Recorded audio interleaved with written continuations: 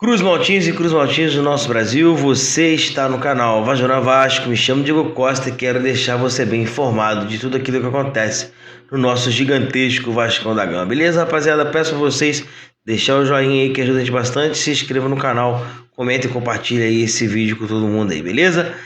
Vambora, vamos aí esse vídeo um pouco diferente, né? Vou trazer um pouquinho ainda da ressaca de ontem, né? Que a gente está vivendo aí nessa segunda-feira. E vou estar falando também de uma postura do Vasco, né, de estar, né, nesse Campeonato Brasileiro. E vamos começar por esse assunto, antes de entrar no jogo de ontem, vamos começar por esse assunto. O Vasco não vence o Campeonato Brasileiro há 5 rodadas sem vencer, né? Foram 2 empates, né? Foi empate, o Vasco ganhou do Galo, o Vasco empatou com o Palmeiras em casa, Vasco perdeu pro Bahia, Vasco empatou com o Curitiba fora e perdeu pro Santos, né? E assim, cara, é difícil, né? A gente ter alguma perspectiva boa de melhora com esses resultados. Por quê? Porque não foi isso o Vasco que a gente viu no início do ano, no início da competição. Não foi isso o Vasco que a gente viu aí durante esse tempo todo. O Vasco vem aí tendo dificuldades para criar no meio-campo, dificuldades para poder finalizar a partida, dificuldade para poder sair com a bola jogando, o meio-campo ganhar as bolas ali no meio-campo também. Nosso meio-campo anda muito aberto, anda muito disperso, né? Se tem alguma coisa que a gente pode falar assim de bom, é a nossa zaga, desde o goleiro Léo Jardim, passamos pelos nossos 2 laterais, nossos 2 zagueiros. Apesar de os nossos 2 zagueiros ter caído um pouco, nos nossos 2 laterais ter caído um pouco de rendimento, o Bambu também caiu um pouco, o Pelé que anda só subindo de produção. Ontem ele foi muito bem, estava armando as nossas jogadas. Isso não é para acontecer toda hora, né? A gente precisa ter um cara para poder fazer isso, mas o Léo vem tendo essa responsabilidade também de estar quebrando essa linha de passe. Acho que o Orediano precisa ter um pouco mais de oportunidade na equipe. Ontem ele entrou, né, e de novo conseguiu quebrar a linha de marcação do Santos, da equipe adversária. Foi assim lá em Curitiba, foi assim ontem em São Januário, e o Vasco não consegue criar. O Vasco precisa de um meia que consiga criar. É nessas daí que eu falo que se ia demorar tanto para contratar um meio campo que desse resultado, por que não deixou o Nenê, né?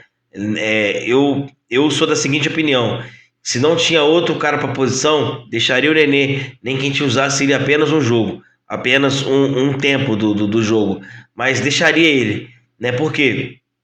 Porque no desafogo tinha ele para poder salvar, ele que tem essa característica de estar cadenciando um pouco mais o jogo, segurando um pouco mais a bola, colocando os atacantes na cara do gol, e isso a gente esperava que fosse acontecer quando o Nenê fosse embora, só que não está acontecendo, né? É uma coisa que a gente está vendo aí acontecendo, é o Vasco caindo de produção ladeira abaixo aí. Isso é bem preocupante, apesar de estar no começo do campeonato, isso ainda é muito preocupante.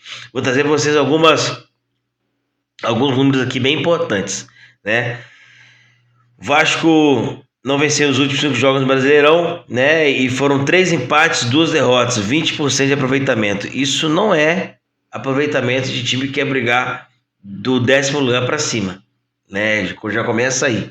É um aproveitamento de quem quer brigar do 10º lugar para baixo, né?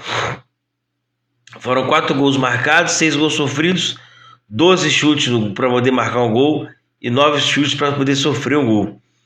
Aqui a gente venceu só 3 partidas nesse tempo, né? É difícil a gente estar falando isso toda hora, né? Mas o Vasco anda pecando muito nesse sentido e anda deixando a gente preocupado, porque a gente esperava que o ano fosse, ou pelo menos iniciasse um pouco melhor, né? E a galera tá bem traumatizada, eu particularmente já tô abafado, né? Porque a gente não sabe como que vai funcionar daqui para frente. A gente espera que melhore, porque a gente já viu que esse time vai render, ele já rendeu melhor, né? Já rendeu algo melhor e pode ser que volte a render algo melhor também. Mas para isso a gente precisa desse cara para poder pensar o jogo, né? Que essa peça que a gente não tem. Passando para a próxima notícia aqui, o Vasco na partida de ontem fez 50 cruzamentos contra o Santos. 50, né? É o recorde nos últimos 10 anos do brasileiro. Cara, a gente fez 50 cruzamentos e conseguiu acertar um. É brincadeira, tipo, a gente acertar um no gol, que eu digo, né? A gente ter aquele cruzamento, alguém testar aquela bola assim, bem efetiva e conseguir fazer o gol. A gente não conseguiu ontem. Isso é preocupante, cara, porque a nossa linha de frente é um pouco alta, né? O Pedro Raul tem 1,80m alguma coisa, 89, 86, não sei. Ele é bem alto, ele consegue, ou 90 e pouco, não me recordo agora. Mas é um cara que era para ser bem acionado. Eu não acho que ele tá jogando mal, porque a bola não chega nele, né? Eu acho que ele tá mal assessorado. A gente precisa ter alguém que coloque ele em condições de fazer o gol. Ontem ele sofreu um pênalti, na minha visão, vou falar sobre isso daqui a pouco, né? Na minha visão, ele sofreu esse pênalti ontem aí, mas, enfim, a gente precisa criar um pouco mais e deixar ele nas condições de poder fazer os gols. Próxima notícia aqui, agora. O Vasco reclama de 3 lances, né? Na partida de ontem. É uma bola na mão no primeiro tempo ainda, né? O jogador do Santos cabeceou a bola e a bola pegou na mão de outro jogador do Santos, né? É um pouco até bizarro isso. E o cara não deu, né? Acho que se fosse em outra partida ele tinha dado. Mas pro Vasco ele não deu, né? Vou estar tirando a foto e botando a foto para vocês verem aqui como que ficou, né? A outra foi o rapaz subiu junto com o Pedro Raul, cabeceou a bola na mão dele, estava de braço aberto, cabeceou e a bola pegou na mão dele. Isso na regra atual é pênalti, né? E o juiz não deu, né? Eu falei que não ia falar de arbitragem aqui, mas não teve como. O juiz não deu esse pênalti. Então assim, dois pesos e duas medidas, né? E o outro foi o lance do Pedro Raul. O Pedro Raul estava saindo na cara do gol, numa tabela com o Alex Teixeira, podendo fazer o gol ali e não aconteceu, né? Não aconteceu e a gente acabou não fazendo os gols ali, também por conta desses pênaltis, mas por muita incompetência do nosso ataque, né? Mas o Pedro Raul ali ficou em condições de fazer o gol e o jogador do Santos entrou por trás, ele meio que calçando e atrapalhando ele chutar. E atrapalhou em chutar, e acabou que ele se esbarrou no jogador e acabou caindo, né? E sofreu o pênalti, porém o juiz não deu. Assim, eu tenho um seguinte pensamento, né? Eu acho que a gente não deve reclamar da arbitragem, até porque eles são fracos mesmo, né? E não digo nem que é culpa deles, é culpa de quem coloca eles lá. Essa é a minha visão. A gente precisa ter, né, profissionais, árbitros, né? O árbitro tem que parar de ter uma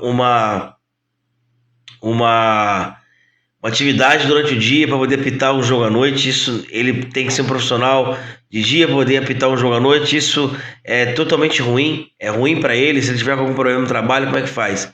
Vai levar isso para dentro de campo, né? Enfim, a gente não sabe como é que funciona. Acho que tem que regulamentar alguma lei, fazer alguma coisa assim, para que se coloque a profissão do árbitro de futebol, ele ser profissionalizado. Ele precisa ter condições para trabalhar só naquilo, para que melhore um pouco o nível das nossas arbitragens. Coisa que eu acho que não vai acontecer, né? O nosso país é muito louco em relação a isso, né? Outros países aí fora já acontece esse tipo de movimento e aqui no Brasil precisa disso. O árbitro também, ele precisa ser um atleta, né? Porque ele precisa correr, precisa se movimentar, mas ele também precisa ser profissional naquilo que ele faz. Eu acho que ele só vai conseguir ser profissional naquilo que ele faz a partir do momento que ele se dedica somente para isso. Essa é a minha opinião. A gente precisa ter um pouco mais de cuidado com isso também. Quero saber a sua opinião, comenta aí e compartilha esse vídeo para todo mundo. Beleza, rapaziada? Peço para vocês deixar o likezão que ajuda a gente bastante, se inscreva no canal e mais tarde eu volto com mais notícias do Gigantesco. Hoje tem a live com o Eduardo Cassiano aqui no canal, beleza? Abraço a todos. Às 19 horas a gente já tá no ar. Abraço a todos aí. Valeu. Que Deus abençoe a nossa semana.